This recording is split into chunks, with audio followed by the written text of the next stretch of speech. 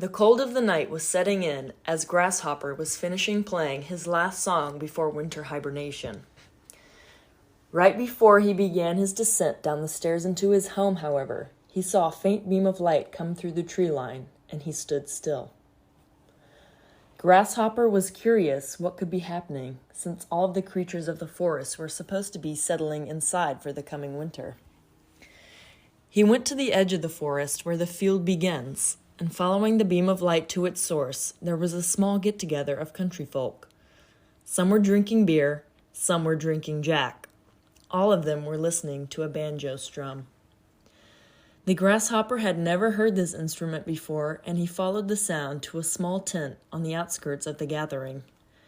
There inside was a frog picking away at a small banjo.